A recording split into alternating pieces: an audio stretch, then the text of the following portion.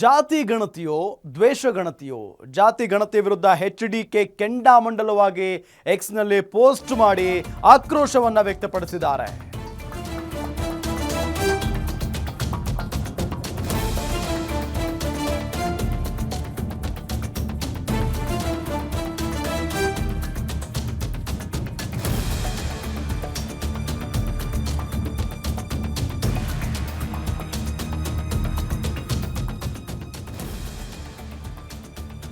ಒಕ್ಕಲಿಗ ಸಮಾಜಕ್ಕೆ ಸೇರಿದ ಅಂಕಿ ಸಂಖ್ಯೆ ಅಷ್ಟೇ ಅಲ್ಲ, ವೀರಶೈವ ಲಿಂಗಾಯತ ಸಮಾಜದ ಸಂಖ್ಯೆಯೂ ಕೂಡ ಅಚ್ಚರಿಯನ್ನ ಹುಟ್ಟಿಸಿದೆ.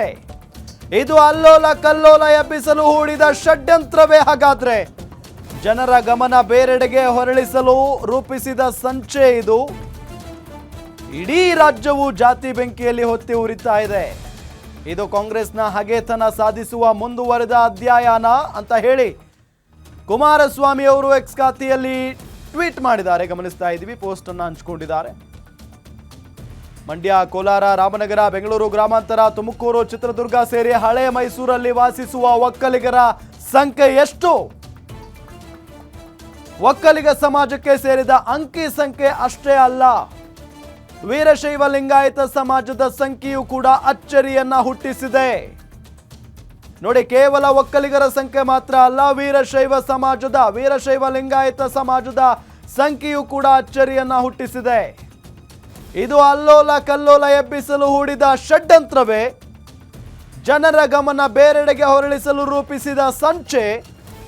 ಇಡೀ ರಾಜ್ಯವು ಜಾತಿ ಬೆಂಕಿಯಲ್ಲಿ ಹೊತ್ತಿ ಉರಿತಾ ಇದೆ. ಕಾಂಗ್ರೆಸ್ ಹಗೆತನ ಸಾಧಿಸುವ ಮುಂದುವರಿದ ಅಧ್ಯಾಯನ ಇದು ಹಾಗಾದ್ರೆ? ಈ ರೀತಿಯಾಗಿ ಎಕ್ಸ್ನಲ್ಲಿ ಪೋಸ್ಟ್ ಮಾಡಿ ಸರ್ಕಾರಕ್ಕೆ ಕುಮಾರಸ್ವಾಮಿ ಚಾಟಿ ಬೀಸಿದ್ದಾರೆ, ವಾಗ್ದಾಳಿಯನ್ನ ನಡೆಸಿದ್ದಾರೆ ಸರ್ಕಾರದ ವಿರುದ್ಧ.